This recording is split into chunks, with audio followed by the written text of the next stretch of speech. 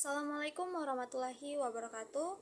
Sebelumnya perkenalkan, nama saya Deviana Dina dengan NIM 131424069. Di sini saya akan mempresentasikan makalah agama dengan materi yang ke-8 dengan judul Implementasi Ibadah dalam Kehidupan. Latar belakang.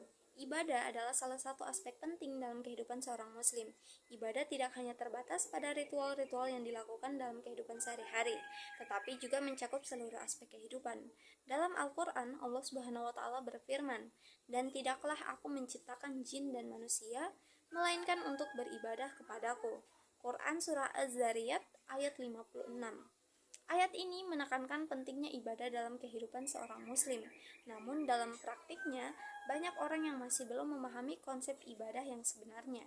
Banyak yang beranggapan bahwa ibadah hanya terbatas pada ritual-ritual seperti sholat, puasa, dan zakat. Padahal ibadah mencakup seluruh aspek kehidupan, termasuk hubungan sesama manusia, lingkungan, dan diri sendiri. Baiklah, pada pembahasan ini saya membahas 3 rumusan masalah. Yang pertama, bagaimana konsep ibadah dalam Islam dapat diimplementasikan dalam kehidupan sehari-hari. Yang kedua, apa saja faktor yang mempengaruhi implementasi ibadah dalam kehidupan sehari-hari. Yang ketiga, bagaimana implementasi ibadah dalam kehidupan sehari-hari dapat berdampak pada kebahagiaan dan keberuntungan yang hakiki. Baik, untuk pembahasan yang pertama yaitu konsep implementasi ibadah. Dalam Islam, ibadah bukan hanya terbatas pada ritual-ritual seperti sholat, puasa, dan zakat. Ibadah juga mencakup seluruh aspek kehidupan termasuk hubungan dengan sesama manusia, lingkungan, dan diri sendiri. Salah satu cara untuk mengimplementasikan ibadah dalam kehidupan sehari-hari adalah dengan memahami dan mengamalkan konsep amar ma'ruf nahi munkar, yaitu melakukan kebaikan dan mencegah kejahatan. Selain itu, konsep ikhlas dalam ibadah mengajarkan bahwa segala perbuatan harus dilakukan semata-mata karena Allah Subhanahu wa Ta'ala tanpa mengharapkan imbalan duniawi. Pada pembahasan yang kedua yaitu faktor yang mempengaruhi implementasi ibadah. Adapun faktor yang mempengaruhi implementasi ibadah dalam kehidupan sehari-hari dapat dibagi menjadi 2 faktor. Yang pertama, faktor internal, yaitu motivasi, kesadaran, dan kemampuan individu dalam memahami serta menjalankan ibadah. Semakin tinggi kesadaran seseorang terhadap nilai ibadah, semakin baik implementasinya dalam kehidupan. Yang kedua yaitu faktor eksternal, yaitu lingkungan, budaya, dan norma sosial yang mempengaruhi seseorang dalam melaksanakan ibadah.